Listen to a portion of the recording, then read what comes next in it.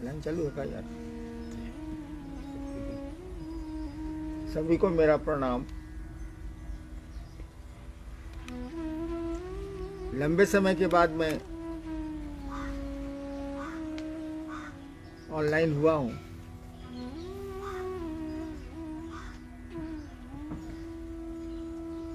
अभी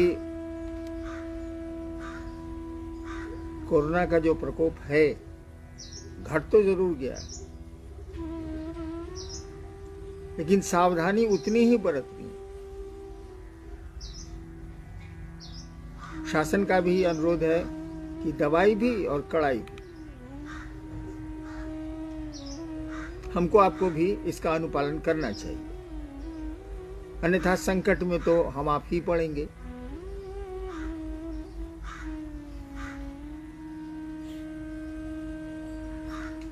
अब आ गई शिवरात्रि,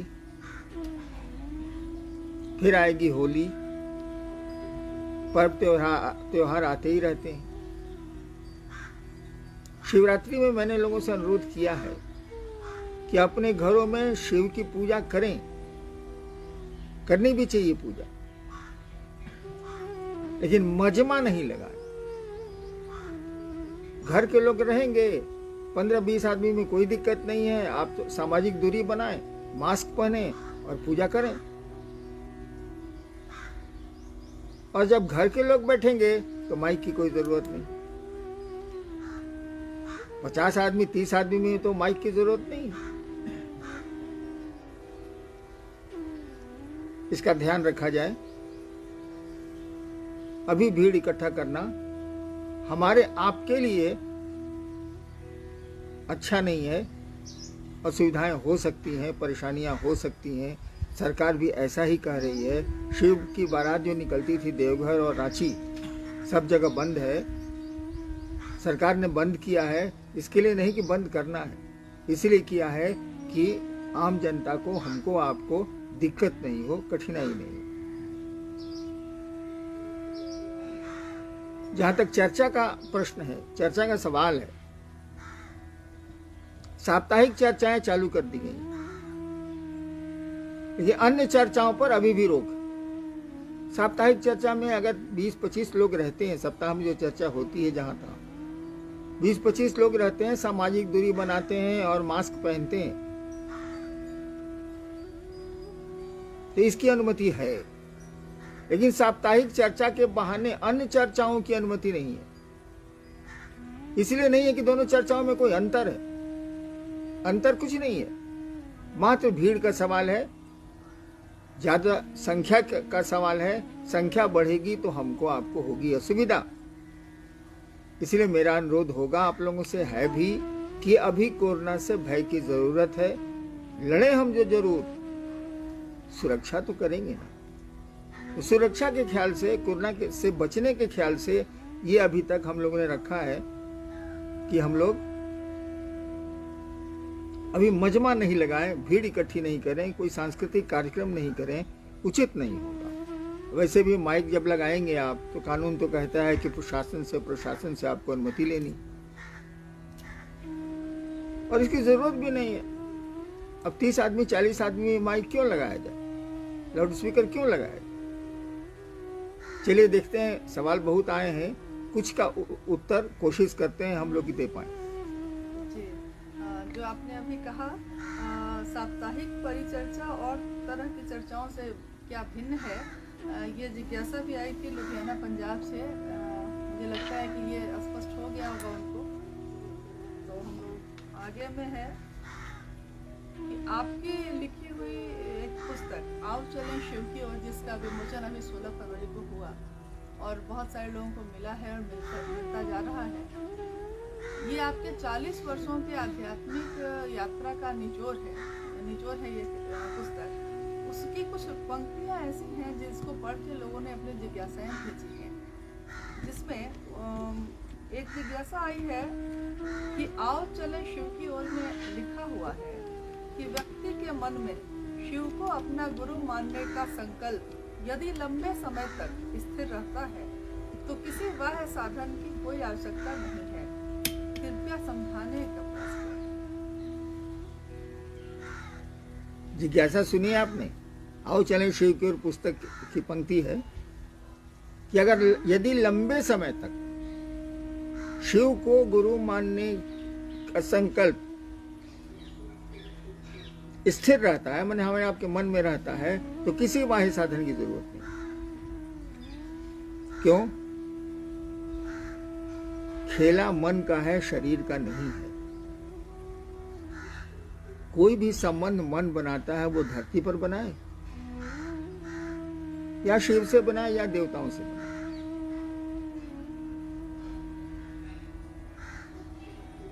तो जब मन का खेला है, मन का सब कुछ है, रिश्ते मन बनाता है, शत्रुता मन करता है, मित्रता मन करता है, तो कहा गया है कि मन में अगर शिव को अपना गुरु, शिव को गुरु मानने का नहीं, शिव तो गुरु ही नहीं, उनको मानिए चाहे नहीं मानिए क्या फर्क पड़ता है,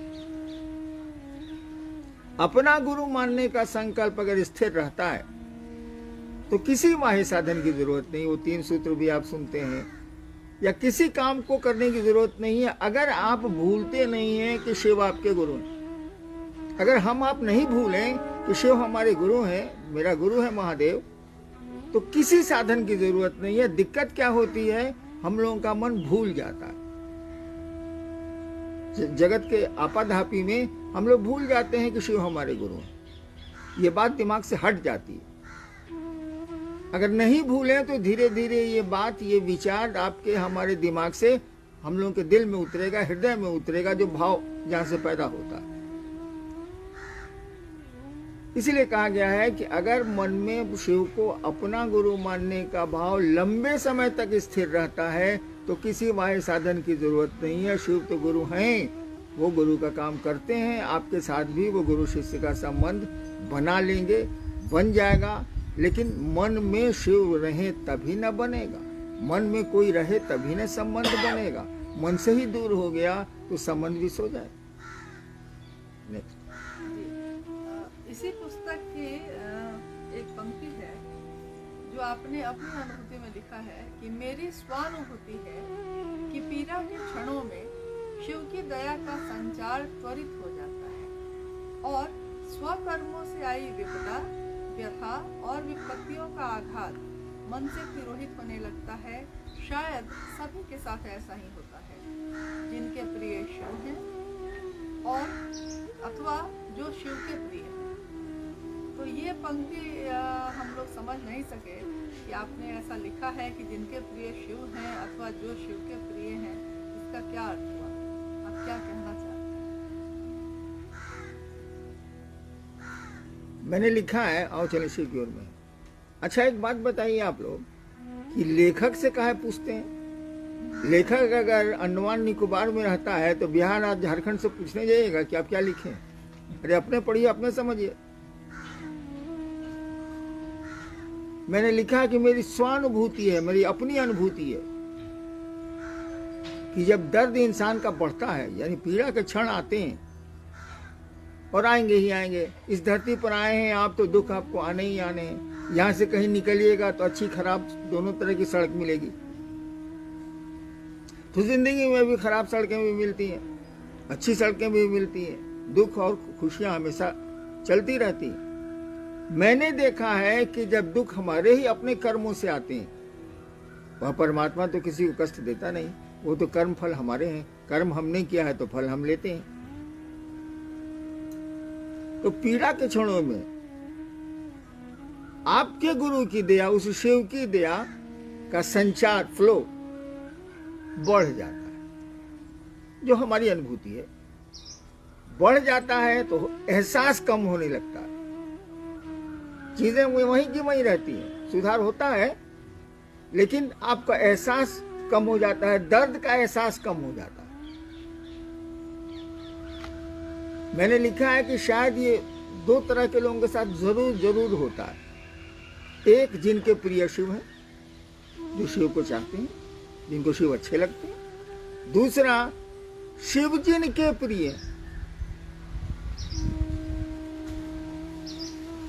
यानी एक जिस, मान लीजिए कि बंदर के बच्चे ने बंदरिया को पकड़ रखा है तो उसको प्रोटेक्शन तो बंदरिया का मिल रहा है, अपनी माँ का प्रोटेक्शन तो उसको मिल रहा है, लेकिन बहुत लंबी कूद में हो सकता है कि वो बच्चा जो अपनी माँ को पकड़े हुए है वो गिर जाए, हाथ पांव टूट जाए,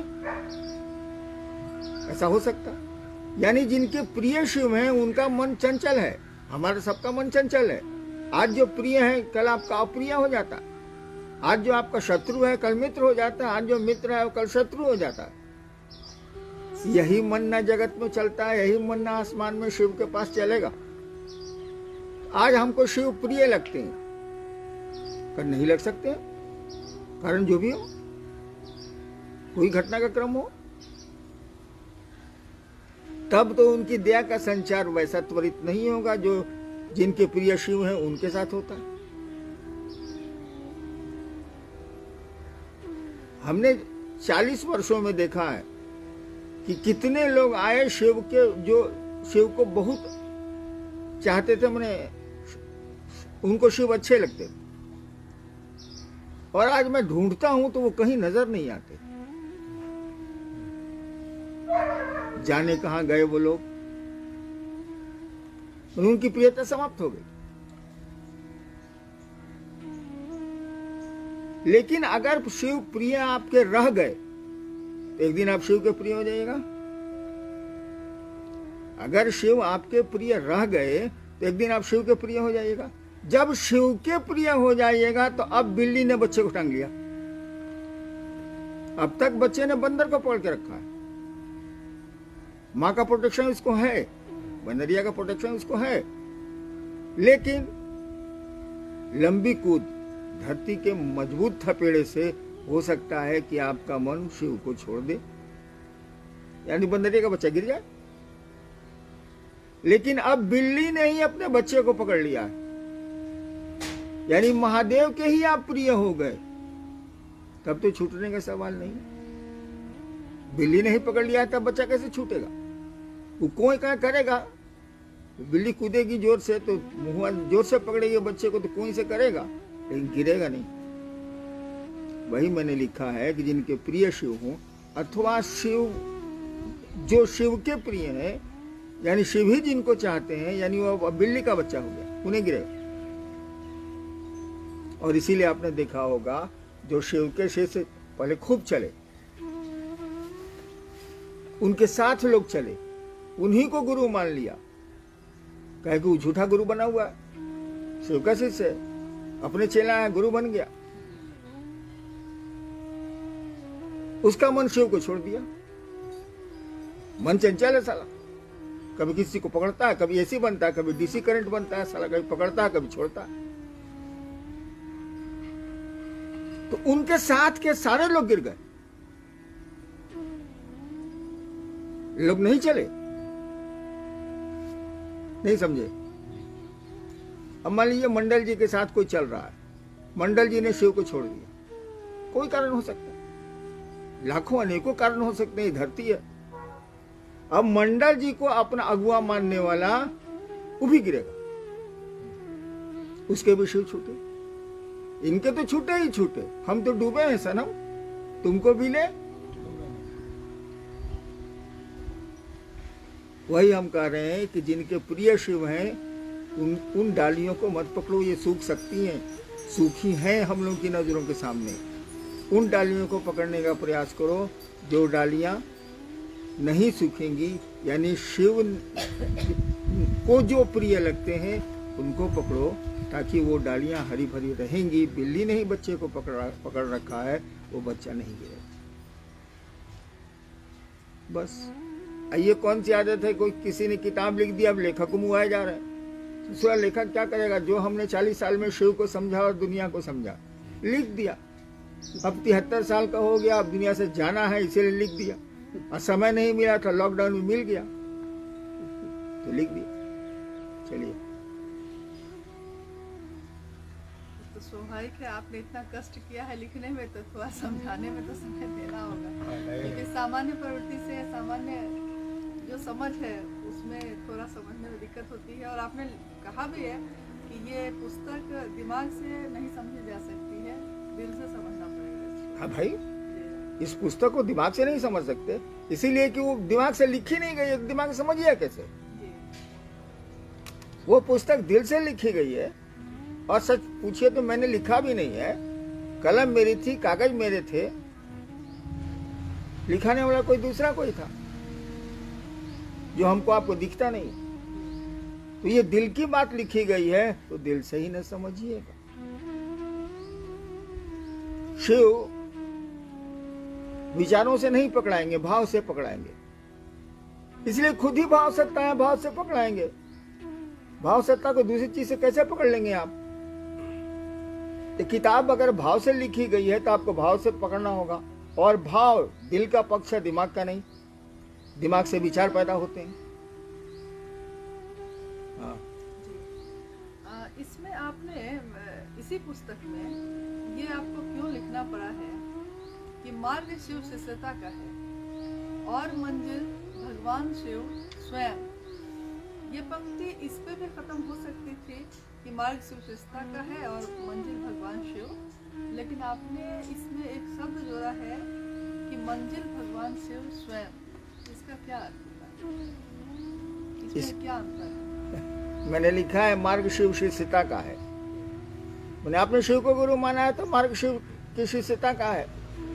मंजिल शिव, तो शिव पर मैंने छोड़ा नहीं। इतने ही से काम चल सकता था कि मंजिल शिव, भगवान शिव। नहीं, हमने लिखा कि मंजिल शिव स्वयं, खुद।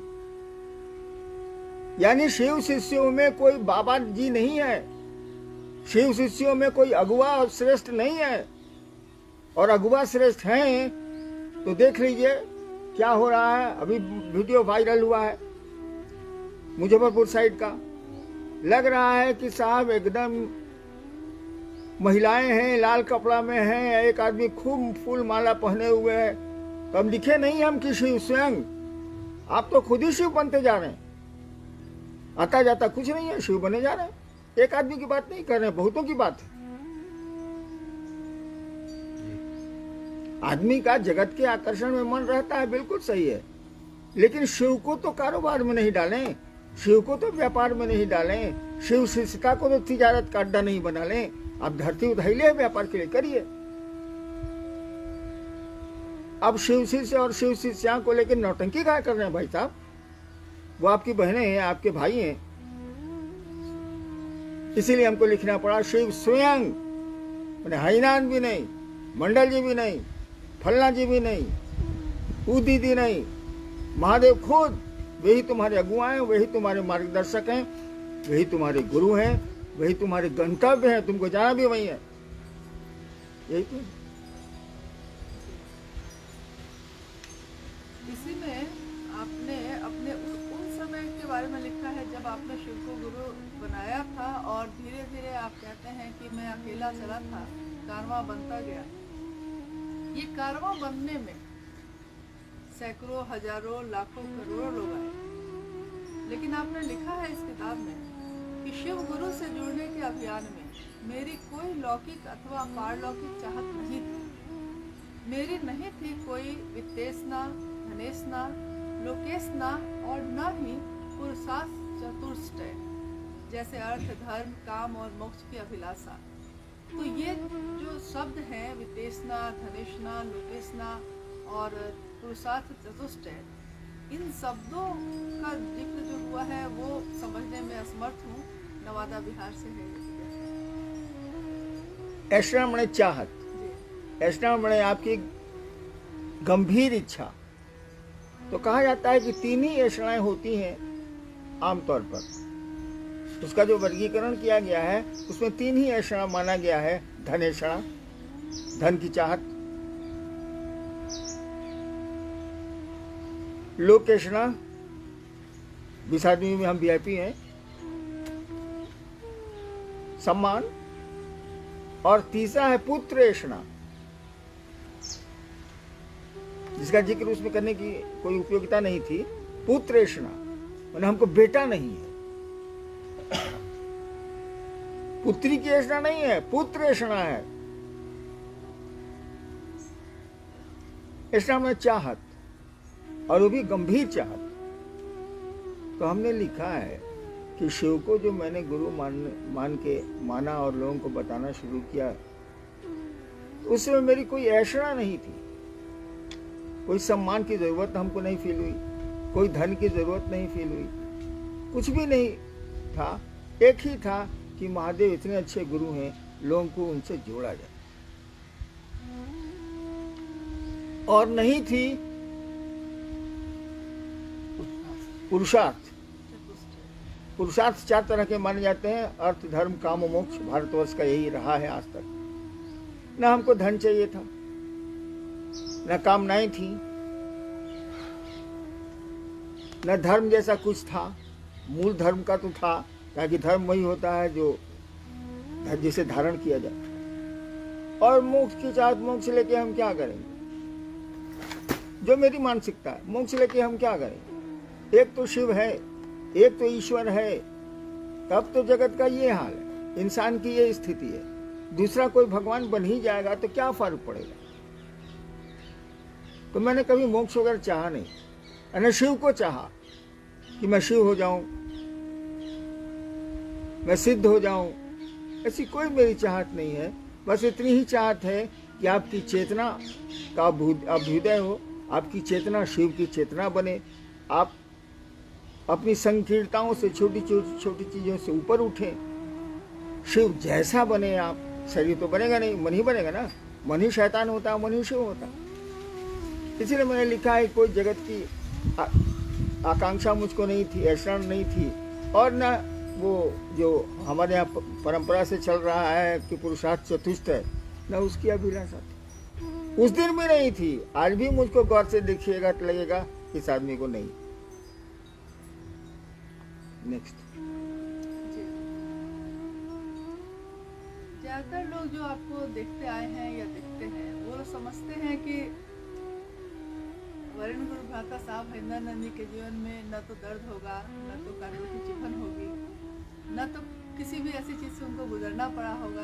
जिनके गुरु शिव रहे हैं उनके लिए तो राह बहुत आसान होगी। लेकिन आपने इस किताब में लिखा है कि मेरी आदत नहीं है कि मैं तालाब के कीचड़ पर ध्यान दूं, वहाँ आकर्षित भी नहीं करता, लुभावने तो कमल लगते हैं। शिव की शिष्यता की बगिया में फूल खिले हैं, किंतु जागतिक षड्यंत्र, आक्रांति, अपमान और अपशब्द के कांटों की चुभन का दर्द भी है। तो ये थोड़ा आश्चर्य लगता है कि क्या आपको इन सारी चीजों से गुजरना पड़ा, और इसका क्या अर्थ है इन सब? देखिए,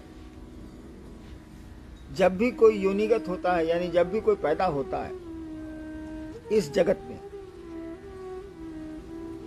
तो उसके अपने कर्म जो कर चुका होता है या करता है, उसके फल उसको मिलेंगे। तो इसमें अच्छे कर्म भी हैं, हो सकता है गलत भी हो।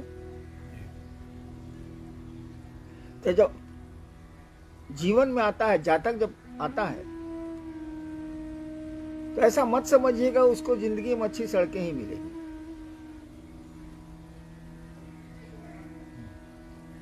आप भी शहर में चलते हैं, कहीं चलते हैं, तो आपको हर जगह अच्छी सड़क मिलेगी, इसकी कोई गारंटी नहीं ही मिलती है। कम से कम घर तक, एनएच तक जाने में, घर और एनएच के बीच में तो ऊबड़ खाबड़ मिलता ही मिलता। एनएच पर भी दिक्कत है, जहां था वो तो होना ही होना।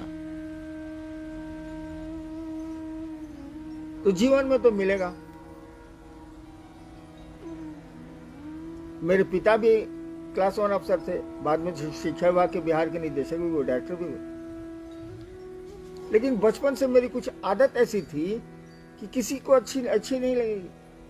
अब बच्चे से मसान में मैं रह रहा हूँ, अफसर का बेटा हूँ, शमशान में रह रहा हूँ। आप धरती में फंसे हुए हैं, मैं महादेव महादेव कर रहा हूँ, तो आपको तो अपने अनुरूप कोई हरिनाम मिल नहीं रहे, तो हमको तंग कीजिएगा। आपको चाहिए पैसा, हमको नहीं चाहिए। मैं क्या करूंगा पैसे? मरूंगा कि पैसे इकट्ठा करूंगा? तो जिसको पैसा चाहिए, अगर वो मेरे साथ रहता है, तब तो वो मेरा शत्रु, वो हमको अपना शत्रु समझ रहा, नहीं क्लियर हो रहा है? शत्रु समझेगा। आपकी चाहत दूसरी है, मेरी चाहत दूसरी है, तो टकराव तो होना ही होना। तो टकराहट होती रही, तो मुझ पर आक्रमण भी होते रहे। अटैक, आक्रांति मन आक्रमण, अपशब्द, गालियां भी दी गई। और क्या जी? अपशब्द के कांटों की चुभ। नहीं, और शब्द भी है उसमें जी, आक्रांति, अपमान। अपमान। आपके मन के लायक नहीं हम होंगे तो आप अपमानित करिएगा ना हमको। तो जब तक मैं सरकार में था, शासन में था, हमको अपमानित करने का आपको मौका नहीं मिला, साहस नहीं हुआ। जब नौकरी छूटी तब मौका मिल गया कि वो इस साला बूढ़ा हो गया, इसको अब तंग करो, तो चारा बल से भाला मारने लगे लोग। बचपन में भी पिता के मन से नहीं चला मैं। कोई चाहेगा पढ़ता लिखता नहीं है, यही करता। तो गलती मेरी है, गलती लोगों की नहीं है। हर एक आदमी अपने मन से चलता है भैया, आपके मन से क्यों चलेगा वो? उसको पैसा चाहिए, उसको सुविधा चाहिए। और मैं तो भाई जमीन पर सोने वाला आदमी, कुर्सी दे दीजिए बैठ जाऊंगा, जमीन पर नहीं दीजिए जमीन पर बैठूंगा। लेकिन आप तो जमीन पर बैठने पर आपको खराब लगता है, तो मैं कुर्सी नहीं दूंगा तो आपको खराब लगेगा। एक आदमी बैठा हुआ था, 20-25 आदमी बैठे हुए थे, चाय आई। अब चाय देने वाले ने एक आदमी को चाय छोड़ दी, भूल गया वो। उस आदमी ने मांगा नहीं। ये घटना 22 साल पुरानी है, उसके बाद वो आदमी नजर नहीं आया।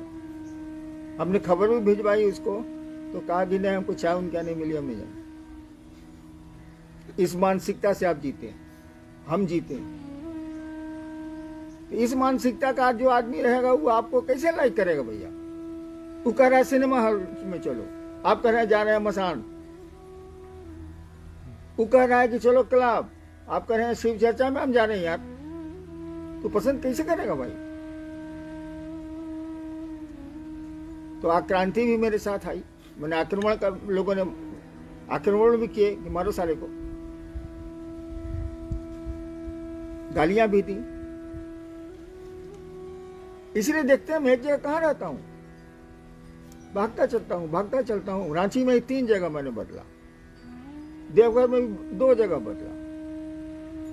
पब्लिक हमको तंग नहीं करती है, वो हमसे जो सटा हुआ है ना वह तंग करता है। पब्लिक को हमसे क्या लेना देना, जनता को हम किसी से क्या लेना देना? दूसरे से आपको तो लेना देना होता नहीं।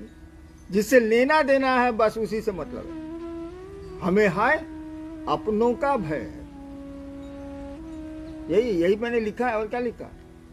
हाँ, लेकिन जो मैंने काम किया महादेव की दया से 80 से लेकर अब तक, उस फुलवारी में फूल खिले हैं भाई साहब। ठीक है, कांटों की चुभन भी है। उसी में आगे हमने लिखा है कि सड़े हुए पानी को कौन देखता, लेकिन जब कमल खिल जाते हैं ना तो हम लोग गाड़ियां रोकते हैं, एको को तोड़ो नहीं आता। कमल नहीं रहता है तो नाक पर रुमाल रख के गाड़ियां पास करती हैं, कीचड़ भागता है। लेकिन कमल रहता है तो कैसा हम लोग करते हैं, ए गाड़ी रोको जी, कैसे कमल तोड़ना, क्या खूबसूरती है। तो वही मैं कह रहा हूं कि फूल खिले हुए हैं, लेकिन फूलवा के नीचे कांटा भी है भाई साहब, वो भी चुभा है हमको, अभी भी चुभता है। मैं कहता ही हूं कि मेरे चारों ओर भाले की नोक है और उस बीच से मुझको निकलना पड़ता है भाई साहब। और जान लीजिए, शिव की ओर सामान्य आदमी चलता है, उसके दर्द का एहसास हमको आपको नहीं है, उसकी पीड़ा का एहसास हमको आपको नहीं है। जैसे शिव सामान्य दिखते हैं, सामान्य व्यक्ति भी शिव की ओर ही चलता है, और वो चलता है तो चलता है। हाईनान ने अपनी जिंदगी में एक सामान्य आदमी का जीवन गुजारा है, अभी भी वही स्थिति है, और शिव की ओर चल रहा हूँ। कोशिश करता हूँ कि लोग भी चलें और लोग भी चलें। कम से कम आप सुंदर तो होइए, आपका मन सुंदर तो हो। नेक्स्ट। आपने उन सभी लोगों के लिए जो 1980 के दशक से लेकर अब तक चल रहे हैं, चलते रहे हैं और पूर्व में भी चले हैं, उनके लिए लिखा है इसमें कि बहुत तेरे शिव से 1980 के दशक से ही बड़ी लगन और तन्मयता से शिव गुरु पथ के अनुगामी हैं। मैं अवनत हूँ घनेरों शिव शिष्यों के सामने, जिन्होंने वर्षों से शिव गुरु और उनकी शिष्यता को व्यापक करने के निमित्त निरंतर सफल प्रयास किया है। सचमुच वे महान और प्रणम्य हैं। शिव गुरु के पद पर शिव शिष्याओं के निरंतर योगदान ने मुझे सदैव उनका ऋणी बनाया है। और मैं उनका ऋणी हूँ। दुनिया आपको प्रणाम करती है और आपने इसमें लिखा है कि मैं प्रणम्य हूँ, मैं झुका हूँ, अवनत हूँ। ये आपने मतलब क्यों लिखा? देखिए, महादेव ने तो आके आपको नहीं कहा कि तुम दूसरों को शिव का शिष्य बनाओ। मैंने कहा 10,000 साल के इतिहास में दूसरों को शिव का शिष्य बनाने का उद्घोष हईना नामक आदमी के द्वारा किया गया, और आप चले, शिव की ओर चले, लोगों के बीच चले, और तभी न कारवां बना, तभी न भीड़ आई, तभी ना आप कहते हैं कि 2 करोड़ से ज्यादा शिव शिष्य हैं भारत में। नहीं, आप मेरे कहने पर चले, ठीक, बहुत नहीं चले, तो बहुत चल के छोड़ दिए, बहुत चलते चलते भी मेरे लिए घात करते हैं, लेकिन ऐसा तो सबके साथ नहीं है।